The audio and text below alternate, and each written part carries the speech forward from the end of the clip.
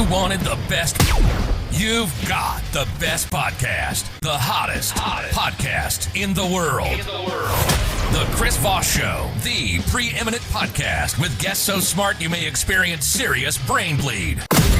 Get ready. Strap yourself in. Keep your hands, arms, and legs inside the vehicle at all times, because you're about to go on a monster education roller coaster with your brain. Now, here's your host, Chris Voss. Hi, folks. Chris Voss here from thechrisvossshow.com, thechrisvossshow.com. Hey, we're coming here with another podcast. Welcome, one and all. Everyone is certainly welcome. That guy in the back, though, security probably needs to take him out. But everyone else is welcome. Welcome to the podcast. We certainly appreciate you guys doing again for the umpteenth time. Who knew we'd do another podcast? To see the video version of this, it's free for an unlimited time. You want to get in on this special deal over at youtube.com/Chris Voss. Hit the bell notification button. You can see all the videos over there. I think there's about 4,000. There's at least 3,500 to 4,000 videos. We make so much content, we can't even keep track of what we're doing ourselves. I know there's 4,500 on the Chris Voss Show podcast. So go watch all that content, and you're going to learn so much. Your brain is going to expand so much. You're going to have to get like a double-wide trailer expansion on the back. You can order those from Amazon. Just Google it. Go to Facebook, LinkedIn, Twitter, Instagram, TikTok, all those crazy kids where they play, and you can see all the stuff we're sharing there, snippets of the show, et cetera, et cetera. Also go to goodreads.com/Chris Voss. See everything we're reading and reviewing over there, and I've got some Goodreads giveaways going on for my books as well.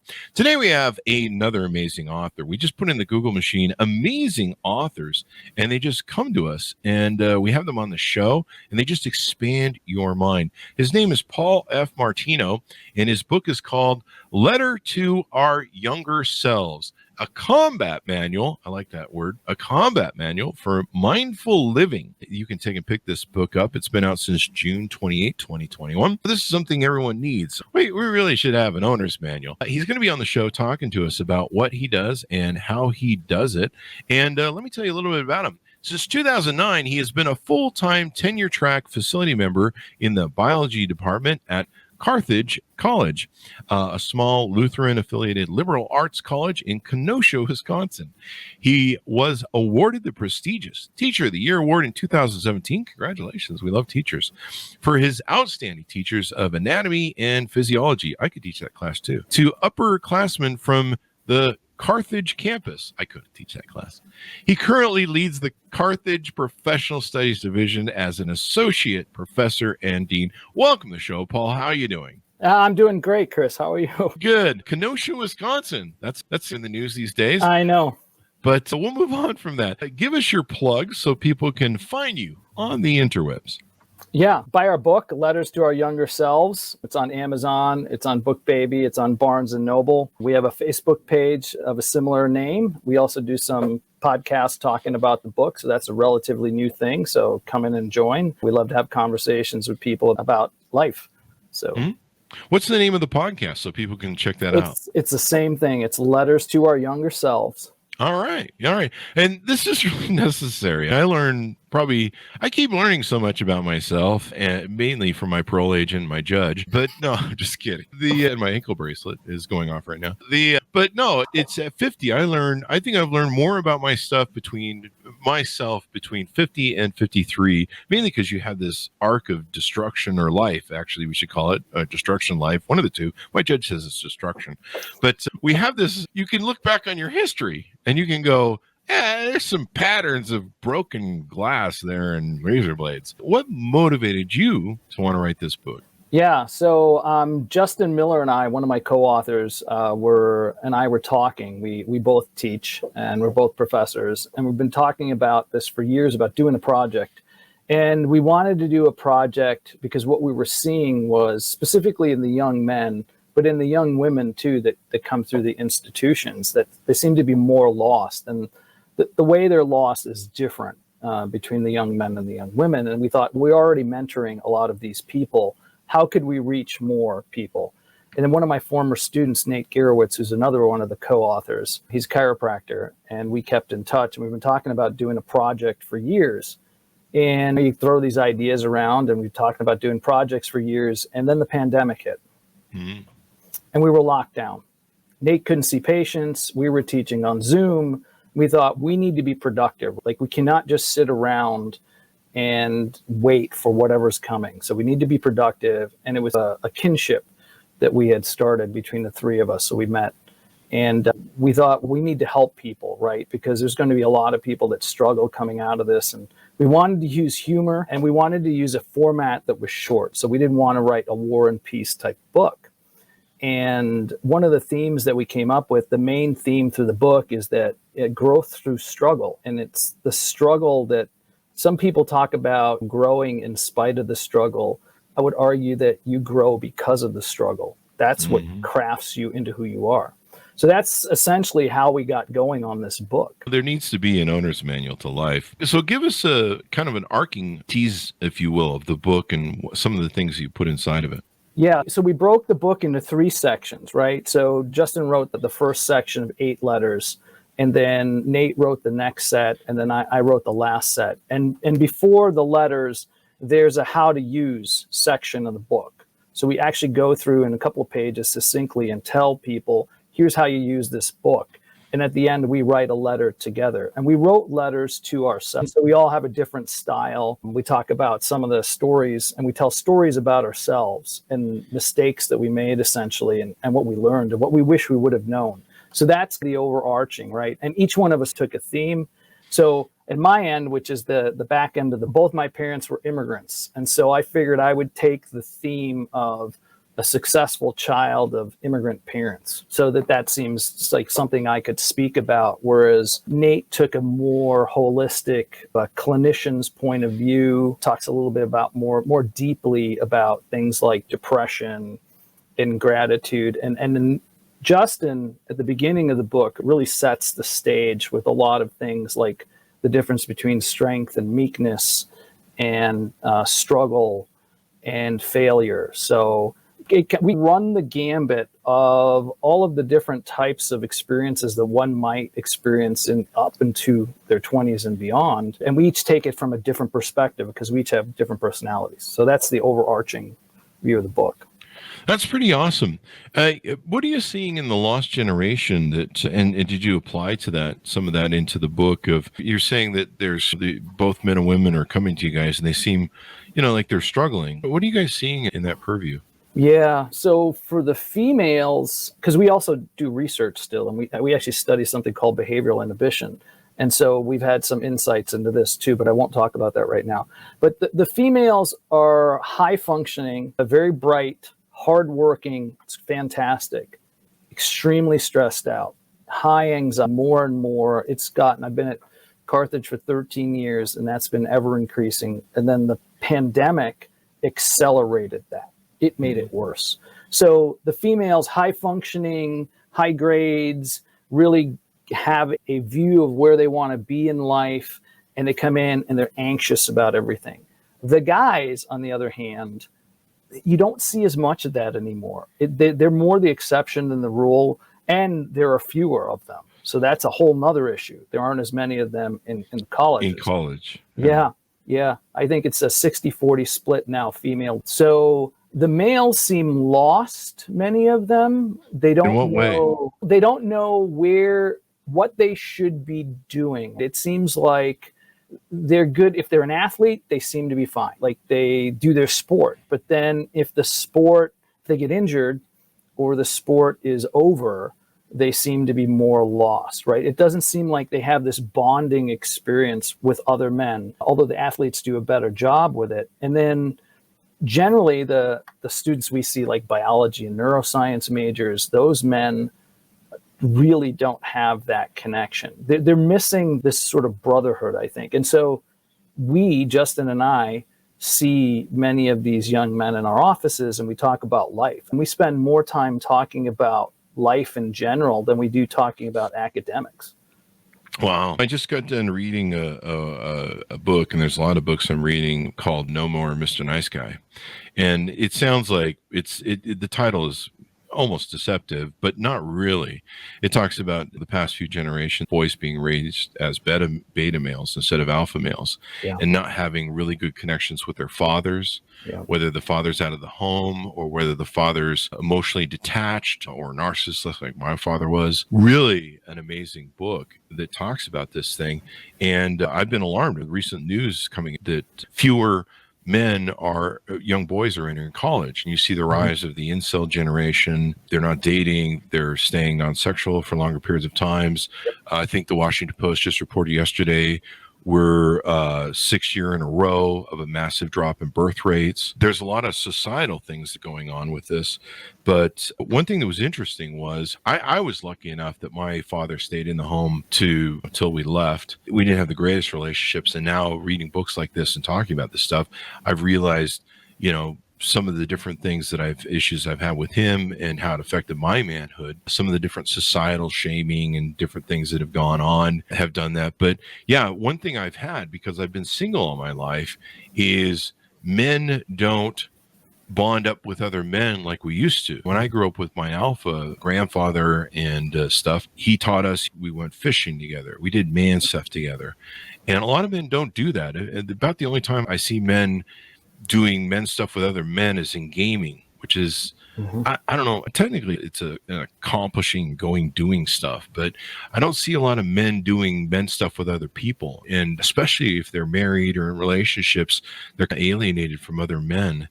And there really is a need. And then I've seen, of course, the other side of it, where it seems to be a society that's being told, hey, you can go pursue careers, you can do whatever, waste your youth. And in the end, everything will work out. And a lot of people are finding out that's a lie in this generation. It's really interesting what's going on.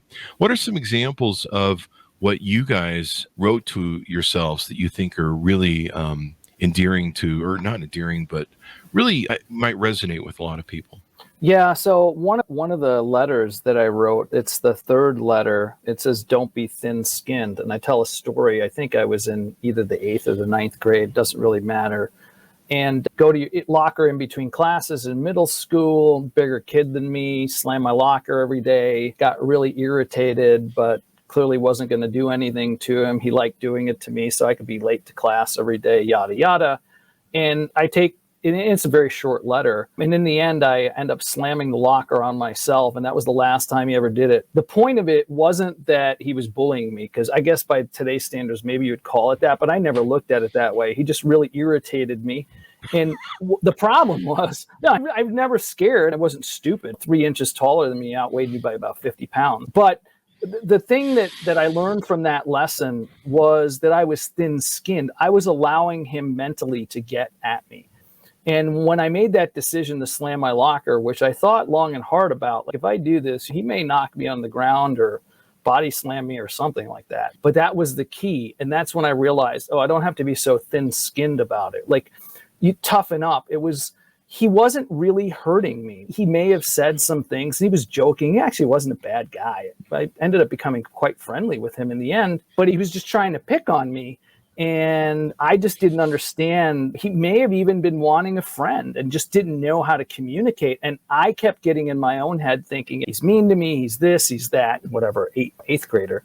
And in the end of the day, it was being this thin-skinned, right? Like having to toughen up a little bit more and realizing that the world out there is a lot more dangerous than some big kid slamming your locker every day so that you get to class a little bit later. And so it was less about that bullying and more about me looking into myself and saying, you need to develop thick skin, because this is nothing compared to what you're going to see in the next 50 or 60 years. And that has held true. One of the things I would go back and tell myself is get help with depression. I didn't realize it, but I was suffering from massive ADD, ADHD, whatever, from childhood on. And I can now, looking back from 50, I can see the destruction in my life of not getting my ADHD treated. I've had 2 different episodes where I had it treated. And whenever I have people say, what would you go back and tell your, teenage self? I'm like, my letter would be, please go see a psychiatrist for that and trauma. And it wasn't really until 50 looking back. And like I said, the saddest part about life is when you look back and you can see the pattern that you've left behind in the wreckage and some winnings, there's a bit of destruction that takes place. And you can be like, that was something I really should have worked out before I shared it with everybody. Yeah. And it's interesting because I don't mention this in my chapters, but I went through a short stint of depression between my senior year of high school and my first year of college. But Nate's section of the book, he actually, I think, his is actually centered on, because he's a clinician, on depression that occurred when he was a student here at Carthage. So his entire section is essentially how to basically take care of yourself. And a lot of it's about mental health. And so I think many of your listeners would appreciate his section because he's a very kind, gentle person. And he's a deep thinker and has thought deeply about how his depression affected him and has turned him into the person he is today. Yeah, it's definitely a challenge. So the three of you that wrote the book, have different processes and things you went. Was there anything that you left off the table where you're like, maybe we shouldn't write ourselves about that? Or what was sort of priority? How did you give priority to the things to write yourselves about? Or did you make it a priority, or was it just a preference of, I like these letters? So here's how we started. We said we write letters to yourselves. And so we wrote a number of letters. I think I ended up excluding about 4 total letters. And I think we excluded 3 of Nate's. And I don't know, we excluded any of Justin's. And then what we ended up finding is that there were common themes, like failure came up over and over again in different forms. And so we call them different things, but failure came up. Gratitude came up in different forms. Strength came up in multiple fashions, sort of mental strength, physical strength. It's actually my last chapter, which doesn't fit with the rest of the section, but it's a thing for me. So I wrote an entire chapter, a letter to myself. So these themes came up: strength, failure, gratitude, basically loving yourself. And then what we did is, as we were putting the book together, we kept the best versions of that. And so we thought, that your version I think would speak better to the general public than my version. And it made it fun to write and to see why. We talked about why certain things came up over and over again. And it must mean that there's something, I don't want to say universal, but almost universal about it. And we talk about in the beginning of the book that we talk about ordinary and common experiences. And what we leave out, because it's a cliche, is that a lot of what we talk about 50 years ago would have been so much common sense that somebody would have looked at us and said, why the hell are you writing this book? And today it's not. Because, so for instance, let me give you one that's just going to blow your mind. Chapter 2:19 in my section says, make more good decisions than bad decisions for a successful life. It is so intuitively obvious, and yet it is so simple to say and understand. And it must be really complex for many people to do, because as I observe, and I'm an observer because I'm a scientist, and I've observed my students over the years, I realize you're your own worst enemy. You just stop making some really bad decisions. Like, you're losing because you keep making bad, and they're like, yeah, I know I need to stop doing that. Well, then do it. So I write a letter to myself. And again, it seems intuitively obvious, but we wanted it to be somewhat humorous and make you think about it. What are they really saying? Because it seems to me like we don't need a book chapter or a letter on this, but in fact we do, because if we didn't, then people wouldn't have this problem. One of the challenges you have when you're young is you think you're immortal. You think you've got so much time, and you think, I can overcome everything. You're feeling all your oats. You're at the prime of your life at 20, where you just peak everything.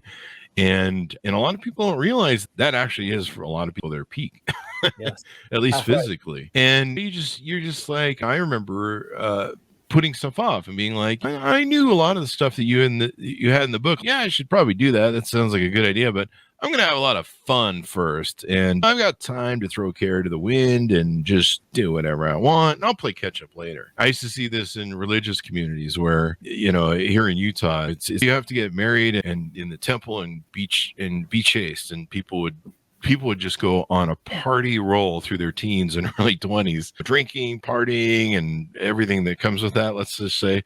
And then they would clean up their act and be like, oh, I can always clean up my act and do whatever. And a lot of people do that when they're young. They think, yeah, I got plenty of time. And they don't realize that's some of the most prime time at laying a foundation. I started my first companies when I was 18. I built my first multi-million-dollar companies when I was in my early 20s, when everybody else was doing other things. And I was like, maybe I'm doing this wrong. And fortunately, I lived a really interesting life, and I wouldn't trade it for there are things that I would fix. What do you think about that? Brings me to a good question. Yeah. In writing this book, what do you think about people that say, if you go back and change things, you wouldn't change anything? Is that really the dumbest thing to say, or the least insightful thing to say? Maybe is a better way to put it. Or what's your thinking on that? I'm curious. I think it's the answer is it depends, right? You're not going to get the answer you're looking for. But I mean, I think if everybody's being honest with themselves, there are certainly things we would change. Honest with yourself thing. If you got to be honest with yourself, there are certainly things you would change. But if you look at the totality of where you've come, and so I think this is people thinking about it two different ways. I think on the micro level, you totally changed some stuff. I shouldn't have done that thing. I shouldn't have bought that car. I really spent way too much money at the casino or from the booze. But if you look at the macro level, I think most people, if you're in a decent place now, and that kind of depends. If you're I'm in a decent place, I would say overall, would I change lots? Probably not. Would I tweak a few things? Oh, hell yeah. I think I can make my life a lot more simplistic. So I think it's a little bit of both. I would change so many things. And that's why I always give you pulled out the, if you're honest with yourself card. How dare you? How dare you be honest with yourself? It's true. There's so much, if you're so insightful that you're like, I wouldn't change anything. I don't know anybody who's had a perfect run from beginning to end. I don't know anybody. And I think it's delusional to think that you have. And maybe you're just really overlooking some things at that point. But it's interesting to me. It's sad that, like I said, I wish there was an owner's manual that people be given the stuff that we teach in schools, in the high schools and junior high. There is one class that made a difference in my life in school. One single class. You know what the class is? No. Typing. Yeah. Yeah, typing. Yeah. When I graduated high school, and we graduated up here in American Fork, Utah, and ironically and definitively, the mascot was the caveman. Most of my co-graduates couldn't read or write well or type. And my business partner that I grew up with, when we started our first business, 22 together, I would be able to do QWERTY typing and have our invoices done fairly quickly and write all our letters for business and stuff. And then he would sit and spend all weekend henpecking out his invoices when it was his week turn. And typing was the most influential, most important class I took. Yeah. And there was so much of it in junior high and high school that you could throw away. Yeah. I should have been taught how credit is important, how to be a good parent, how to maybe psychology, how not to be a freaking mess of a human being. Yes. There's so many different things, life lessons, how to invest, how to buy a home, all these different things that you're taught. Algebra 2 and trigonometry, there are people that's really important for that go on to math-based careers. Good for them. But that's not for everyone. Right. And thankfully, I did learn basic calculations. So there was that. But that's what calculators are made for. $5 will get you that. Just being as shit at this point. But no, this is really necessary. And maybe I'll give this book to my 21-year-old nephew who's he's trying to figure out life right now. And he's actually struggling with, I think a lot of people are struggling at 21. I don't want to single him out, but I think a lot of people that are young, you're at that age where you're trying to figure out life, and you got the society that goes, you got to be this way. And you've got your parents that taught you something, and then you've got your own self that's trying to self-identify, self-actualize. I want to do this, and this person says it's bad, this person says it's good. It's really hard. And would you advise people to maybe sit down and write letters to their past selves and maybe I think you reconcile? Yeah, you reconcile with yourself, because at the end of the day, more about you than anybody else. And so who better to write that letter? It may not fix anything, but it may give you some insight into what caused it. And like you said, there's a lot of broken glass along the way. And when you do that, you may then identify the patterns, which ultimately what it comes down to, and then stop making some of those bad decisions. So it's a great exercise. I really enjoyed it. And I remember we were talking about the book, and I said, if we don't sell a single copy, but we give a few away and it helps one person, that's great. But the real benefit came in writing the letters for ourselves and the community that we built. So that to us was the key. And ultimately selling a few extra books here and there is great. If we can help others, absolutely. I'd love to do it. But we learned a lot about ourselves. I think we learned a lot more about our students, our kids. Justin and I have children. Nate does not have any children yet. And so I think I would do it. I think it's a great exercise. And I've had several people suggest that we should come out with a short workbook that goes along with it for people who want to do these types of exercises, to take through it, or questions that we could have done. We tried to not make it academic. We tried to make it somewhat entertaining and short. And the whole book from front to back is 138 pages. And that's if you include the acknowledgments, the how-to, and the references. So it's roughly under 100 pages. It's really short. It's a fast read. I had a cousin of mine who was visiting some relatives in Colombia because his wife is from Colombia, and I think he read it in like under 2 hours, the whole thing. So and that was the design, right? Because if somebody will not read it, then it doesn't matter how good the information is. And we could have gone deeper, and we could have made the letters longer, but we didn't. Yeah. Right. We made our point and we got out. Do you cover that on the podcast? I imagine like you guys could create a mastermind group where you sit down with people and you say, let's all write letters to each other or to ourselves. And I think just opening up that door and exploring the thing. And I've done that with my life. I had to, because I wasn't a perfect kid. In fact, I think my book would be called Letters to Myself, would be called You're a Moron.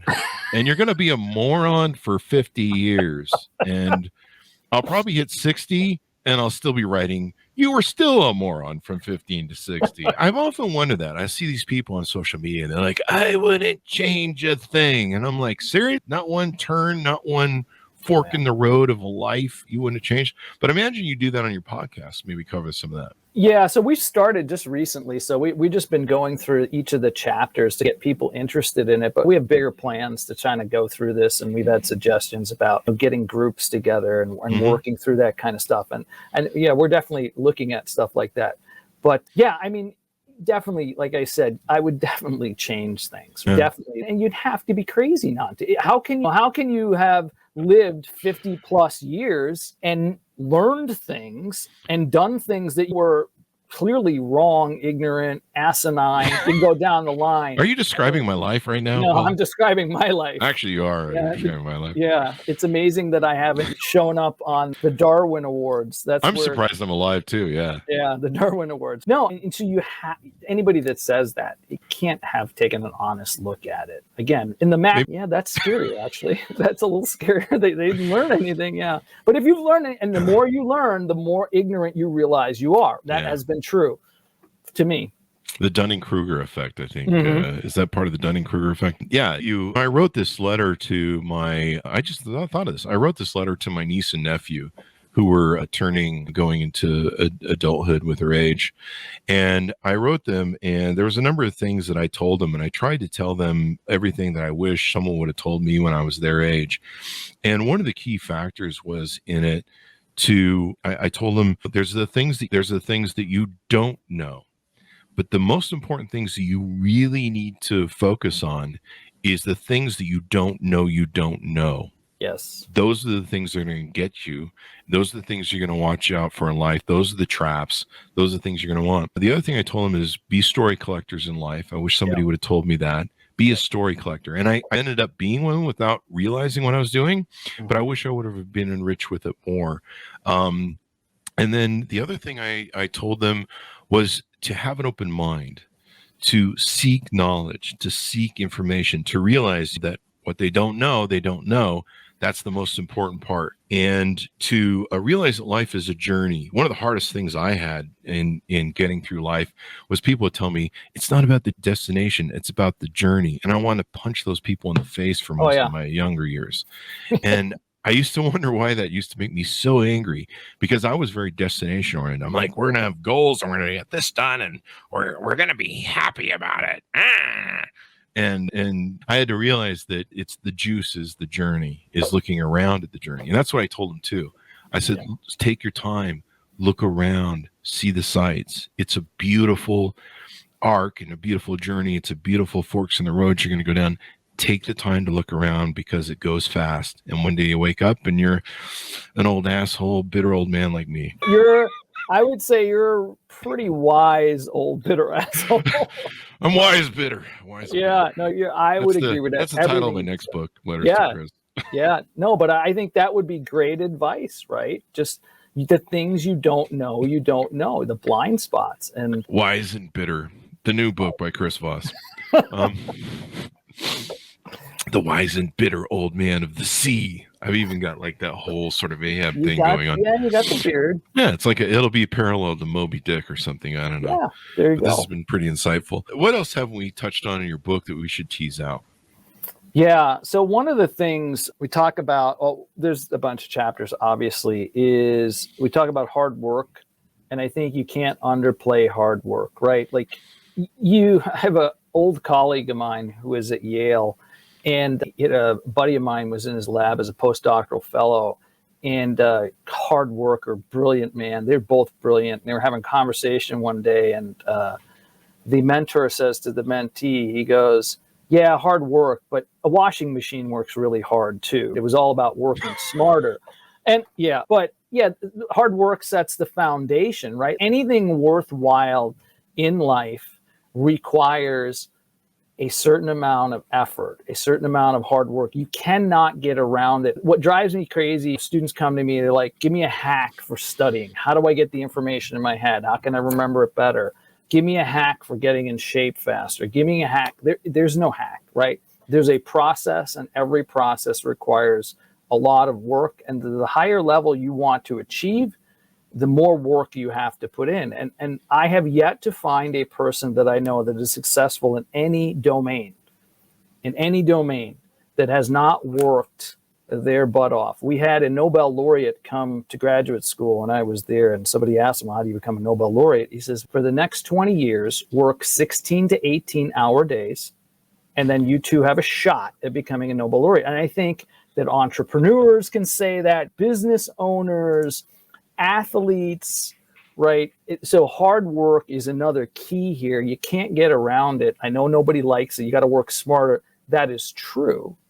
But hard work's the foundation. And if you don't start with the foundation, it doesn't matter how smart you are. I know a lot of really bright people who are just lazy, and they don't get anywhere because they're lazy. Now, if they worked as hard as I did, they would be much more successful, but they don't. And they just don't know how, and they don't want to, because life has come very easy to them. And whenever they hit a barrier, they don't learn to become like water. And that's the other thing. When you hit a barrier, you need to learn to become like water. Like, you cannot let something stop you. You have to regroup, and you got to figure that out. And hard work is one of those things. The other thing, I think, is contentment. I talk about contentment, not happiness. And I know we can have this argument till the cows come home about contentment versus happiness. What I mean by contentment is you got to assess where you are and be in this position of gratitude. Like, appreciate what you have.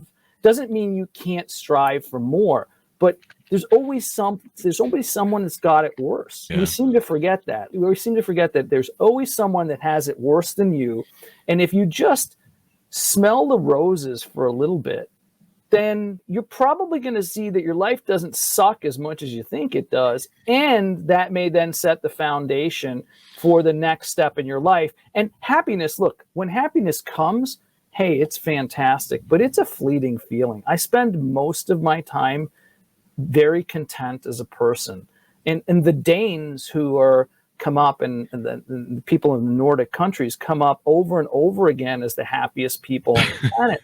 But they're not really like happy, right? They go by something called Jonda's rules, and it's basically about contentment, right? Like, we're happy with what we have right now, and if we get more, that's great. But if we don't, it could always be worse. And so I have this short letter about contentment. And I learned that from my parents, because my parents were pretty happy people, I would say, but they were just content. They didn't have much. They worked really hard, blue collar immigrants, both came to this country with not much, had to build everything, didn't have much of an education. And yet they seemed like they were pretty content with what they had and what they were able to gain. And when they had more, that was great. And when they had less, they were fine with that too. They were content. So that was a special chapter for me, because I think we talk about happiness. I've heard it once said that everybody on the internet has a great life, but nobody's happy. And I think that's true. And I think that may be true, but like, people could be content, right? And yeah, that's a special chapter for me. That's really true. Gratitude is really important. During COVID, I learned to embrace gratitude. I have something called Gratitude Sunday, and every Sunday it comes up on my schedule. And it's a day to write and think and be grateful of everything that I have, and the fact that I'm still alive, just like we talked about some of the adventures. But I think in today's world, it's even harder for people to be content or find gratitude, because we live in this hyper social media. These young people grow up seeing, some of these really rich people that were born into money or something, or maybe they've hit the lottery with their career, whether they're Elon Musk or maybe a rapper, and clearly they've earned their money with what they've done based upon their work. But not everyone can be. I remember a line from Fight Club, where a generation raised on the expectations that we would all become millionaires and be success gods. And we're finding out very slowly that's not going to happen. We're very angry. I'm paraphrasing a little bit, Brad Pitt. And I find it harder and harder with this delusional generation that lives in this Instagram world, where between body image for young women, between all the different things that are going on, people are just so unhappy, and then living these fake lives where they're posting everything. One final question I was going to ask for you before we go. One thing that's interesting to me about what we talked about at the beginning of the show, and is fewer men going to college. What really is interesting about that is women with hypergamous nature that's built our society. They date up. That's right. So if there's fewer men now going into college, those women that are going to college and getting degrees are going to want to date men that have college degrees or higher than them to build families with. This is really a concern for the future of our country, for the future of families, for the future of just our society. Like, I'm not even expecting to get my Social Security check at this point, because neither am I. It's completely falling off. And you've got less marriages now. I lived in Vegas when Vegas's county thing shut down the 24-hour marriage license, because no one's getting married hardly anymore. There's still a lot, but it's diving. So is the birth rate diving. I don't know. It'd be interesting to see what the future brings from that. I don't know. Do you have any thoughts you want to comment? I think you're 100% right about the hypergamy. And I think that's part of what's driving people to be unhappy. I think if people really, and so I'm a biologist, I'm a physiologist, right? So if you take a look at this from a biological perspective, males and females are different. We have different roles, equal in terms of IQ, no difference, potential, no difference. But there are definitely things that we are inclined to do. And I think with more and more successful females, and to be fair, like, if you took anybody from my generation and put them in this environment, or 2 generations back and put them in this environment, the same thing would happen. So there's nothing unique about the people. There's just the situation is unique, because the technology is moving so much faster than our Paleolithic brains can keep up with. And men are hardwired. Testosterone makes effort feel good, right? Doing hard things is hardwired into males, physical things and bonding. That's something we're not doing anymore. Females becoming more and more successful are putting themselves in a position where they're taking over some of the manly roles, which is fine. I have no problem with that. But they're putting themselves in a position to have to find the unicorn now, because how many Elon Musks are there, right? There aren't that many of them. And so if 60% of the college students are females and they're getting higher and higher degrees, and only 40% are males, and of the people that are not going to college, 71% are males, then you see a problem. If you have a hypergamous nature and men aren't going to college and they're not as manly as they used to be for whatever reasons, it could be plastics, it could be because we're not doing physical things, it could be because we're not socializing with one another. It's probably more complicated than all of that. But at the end of the day, all of a sudden you set up, yeah, of course the birth rate is going to drop. Of course the females are taking on roles and putting themselves in a position that my mother would never have been in. My mother was not stressed out. She was a housemaker.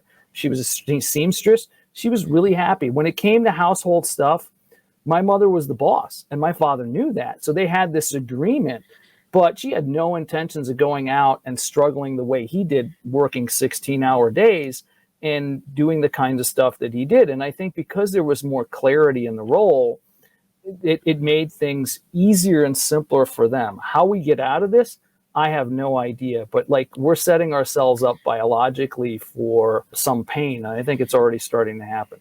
Yeah, that's why I'm starting to learn my Mandarin and Chinese. No, it's both sexes. I think are most unhappy now. In fact, Yes. One of the things I'm dealing with in the dating market is this has been blown out with this new Tinder generation, this disposable relation generation. Is 100% of the women are chasing the top 5% of men. They're just after the high value men. Yes, and you can't change the eons of time. You can't sit down with people and go, no, you shouldn't do this, you shouldn't do that. The eons of time, we're still cavemen and cave women when it comes down to it. correct. And we're fighting this narrative that's just BS in our society about how we can just switch roles. I see a lot of masculine women who think that somehow those traits are attractive to masculine men. And you're like, no, if I want to date another masculine man, I'll be on Grindr. And I have had women say to me, you need to get over that. And it's not, I can't override genetics. You can't do it. So it's an interesting thing that have happened. It was interesting to see you talk about this, but maybe you can write your next book on where we're going on the trajectory of this. I'd be interested in that. Anyway, thank you, Paul, for being on the show. Give us your plug so people can find you on the interwebs. Sure. Again, you can find our book, Letters to Our Younger Selves, a Combat Manual for Mindful Living, on Amazon, on BookBaby, on Barnes & Noble. On Facebook, we have a new podcast that starts to look deeper into some of these chapters and letters. And Justin and I are also going to be starting a Substack on optimizing physiology in the next 6 months to a year to talk more about physiology and how people can get healthier. So thank you so much for having me. Thank you. Thanks for coming on the show. We certainly appreciate it. I would love to see self-help groups where you get people to write these letters themselves and probably learn about themselves. I learned about myself writing my book. It's half a memoir this last year. What's the old adage? The teacher learns more sometimes than the students. Yeah, that's true. There you go. Thanks to my audience for tuning in. Be sure and go order the book, Letters to Our Younger Selves, a combat manual for mindful living. You can order up wherever fine bookstores are sold. Make sure you only go to the fine bookstores. Stay out of those alleyway bookstores because there's broken glass and sharp needles in them. So just go to the fine bookstores. You can find it on Amazon and other different places.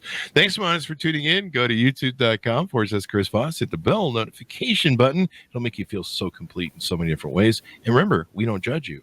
Also go to goodreads.com/Chris Voss. Facebook, LinkedIn, YouTube, all those crazy places the kids are playing these days. Thanks for tuning in. We'll see you next time.